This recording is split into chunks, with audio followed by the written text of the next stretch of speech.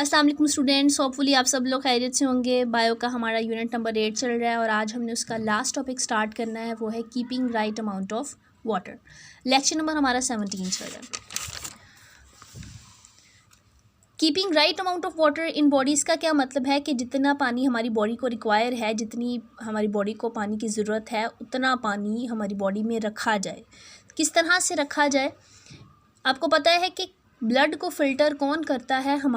हमारी kidney filter करती है। हमने लास्ट लेक्चर में पढ़ा था। तो इसमें भी कुछ हद तक, काफ़ी हद तक हमारी किडनी का ही रोल है। सबसे पहले हम देखते हैं कि हमारी जो बॉडी होती है उसमें कितना वाटर होता है। कहा जाता है कि हमारी जो बॉडी होती है, हाफ़ बॉडी जो होती है हमारी वाटर पर ही मुश्तमिल होती है। मतलब हम कह सकते हैं 50% जो हमारी बॉडी है ना, वो उसमें वाटर ही वाटर है। अब हम पानी लेते कहाँ से हैं? जो हम खाना खाते हैं उससे भी हमें पानी मिलता है, जब हम पानी डायरेक्टली भी पी रहे होते हैं। अगली बात आती है कि हम पानी को लूज़ कैसे करते हैं, पानी हमारी बॉडी से निकलता कैसे। पहली बात कह रहे हैं कि ब्रीदिंग, जब हम सांस लेते हैं उसके दौरान, केमिकल रिएक्शंस के दौरान हमारी वाटर जो होता है वो रिलीज़ होता है। Secondly urination. थर्ड स्वेटिंग, जब हमें पसीना आता है तभी हमारी बॉडी से पानी जो होता है बाहर जाता है। अब इस अमाउंट ऑफ वाटर जो है, इसको हम कहते हैं कर तो किडनी कंट्रोल होता है, लेकिन किडनी को भी आगे कौन कंट्रोल कर रहा होता है? हमारा ब्रेन। अब हम ये देखते हैं कि ब्रेन किस तरह से ये सब कुछ कंट्रोल कर रहा होता है। देखिए बेटा, जो पानी होता है वो किस में प्रेजेंट है? ब्लड में। ब्लड पूरी बॉडी में मूव करता है, डेट्स मीन कि वो ब्रेन में भी मूव करता है।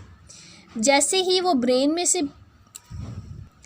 पास होता है तो ब्रेन को आइडिया हो जाता है कि इसमें पानी कम है या पानी ज़्यादा है। नॉर्मल होगा तब तो कुछ भी नहीं करेगा, लेकिन अगर पानी ज़्यादा होगा या पानी कम होगा तब वो एक्टिव हो जाएगा। तब वो क्या करेगा? हार्मोन सेंड करेगा। अब ये हार्मोन किसके थ्रू सेंड करेगा? पिट्यूटरी ग्लैंड के थ्रू। अगर आपको याद हो, हमने पढ़ा था जब पिट्यूटरी ग्लैंड का मेन हार्मोन पढ़ा था सोमैटोट्रोपिन। मैंने आपको कहा था कि इसके अलावा भी इसमें बहुत सारे हार्मोन्स प्रोड्यूस होते हैं। ऑक्सीटोसिन होता है जो इस तरह से कंट्रोल करता है इसको, ठीक है। और इसके अलावा ADCH जो होता है, एंटी डाययूरेटिक हार्मोन, वो भी कंट्रोल करता है, ठीक है। इस तरह से ये सारे हार्मोन्स इसी के, आप जैसे जैसे नेक्स्ट क्लासेस में जाते जाएंगे आपको इसका ज़्यादा आइडिया होता जाएगा। तो जो हार्मोन रिलीज़ होता है वो किडनी को जाके एक्टिव करता है। किडनी को जाके एक्टिव करेगा कि वो क्या करे? अमाउंट को एडजस्ट करे। अगर ब्लड में पानी ऑलरेडी बहुत ज़्यादा है तो फिर किडनी क्या करेगी? ज़्यादा पानी एब्जॉर्ब कर लेगी ताकि यूरिनेशन के थ्रू पानी जो है वो ज़्यादा रिमूव हो जाए। अगर ब्लड में पानी बहुत कम है तो किडनी क्या करेगी? कम पानी एब्जॉर्ब करेगी। डेट्स मीन कि यूरिनेशन में पानी कम से कम जाए और ब्लड में पानी ज़्यादा आ जाए, ठीक है। इस तरह से जो बैलेंस होता है ब्लड में वो वाटर का, वो कंटिन्यू रहता है। उसके बाद आती है कि हमारे जो अडल्ट ह्यूमन बीइंग होता है, अडल्ट कहते हैं जवान इंसान के बॉडी में जो पानी होता है वो 40 लीटर्स होता है। MCQ वगैरह में बेटा आपसे पूछा जा सकता है। 40 लीटर्स होता है। जब हमें प्यास लगती है तो हमें प्यास कब लगती है? जब हम अपना तकरीबन 2 लीटर पानी जो है वो रिमूव कर चुके होते हैं। डिफरेंट पैसेजेस मैंने आपको बताए थे कि हम ब्रीथिंग के थ्रू या यूरिनेशन या फिर हमें जब स्वेटिंग हो जाती है उसके थ्रू हम ये रिमूव करें तो फिर हमें प्यास फील होना शुरू हो जाती है। इफ़ वी लूज़ 10 लीटर्स, जब हम 10 लीटर पानी जो है अपनी बॉडी से अगर रिमूव कर देंगे तो फिर क्या हो जाएगी? हमारी डेथ हो जाती है। MCQ में आपसे ये पूछा जा सकता है। ये बेटा आपका लास्ट टॉपिक था आज का। अब पहले हम इसकी रीडिंग कर लेते हैं, उसके बाद हम इससे रेलिवेंट क्वेश्चन जो हैं वो देखेंगे। Page number 118, keeping the right amount of water in body.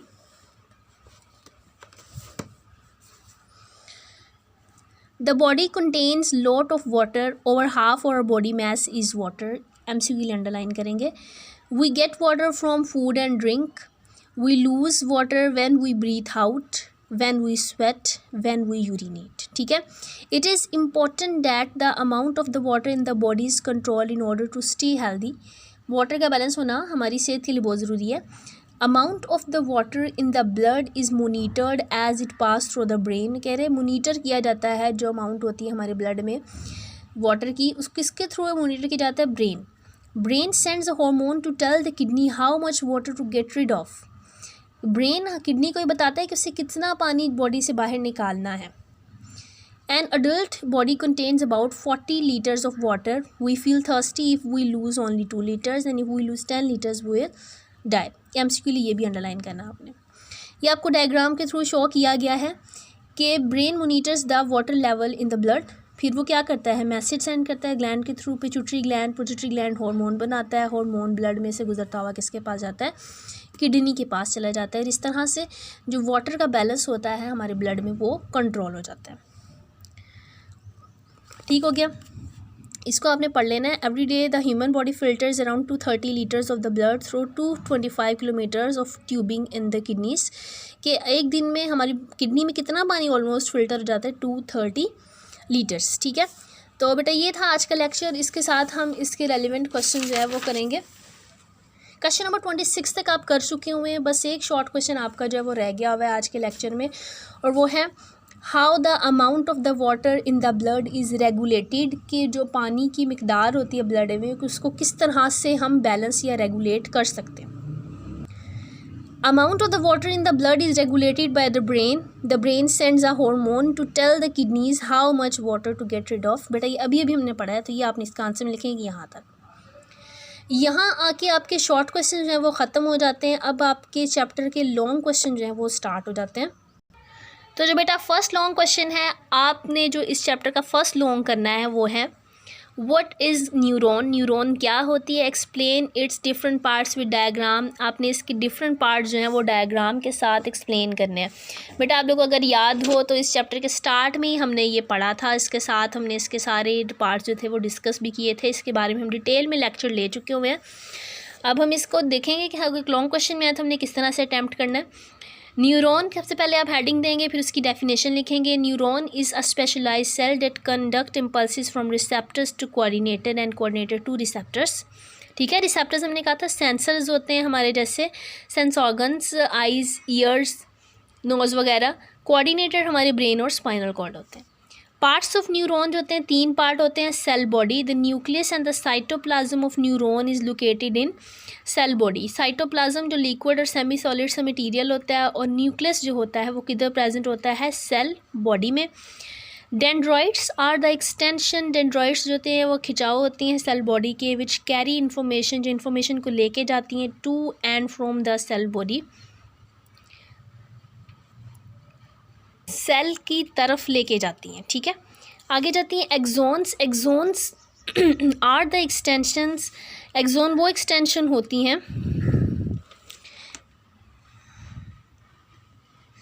जो क्या करती हैं of the cell which carry information away from cell body, जो मैसेज को या इंफॉर्मेशन को सेल बॉडी से दूर लेके जाती है. ठीक है, यहाँ तक आप इसके 3 पार्ट्स को एक्सप्लेन करेंगे, और साथ में आपने ये डायग्राम जो है, लेबल डायग्राम जो हमने पहले भी की हुई है, ये आप लोगों ने बनानी है. ठीक है, इस तरह से आपका पूरा लॉन्ग क्वेश्चन जो है वो हो जाता है. तो होपफुली बेटा आप लोगों को समझ में आ गया होगा कि आप लोगों ने क्या करना है. आज के लेक्चर में आप लोगों ने वो जो लास्ट आपके लेक्चर की रीडिंग रह गई है उसको करना है. उसके साथ साथ आपने एक शॉर्ट क्वेश्चन जो है वो रह गया था वो कंप्लीट करना है. और ये जो एक लॉन्ग क्वेश्चन आज आपको करवाया गया है ये, और आपने इसके साथ इसकी डायग्राम भी कंपलसरी कंप्लीट कर लेनी है. होपफुली आज का लेक्चर आप लोगों को समझ में आ गया होगा. ओके, अल्लाह हाफ़िज़.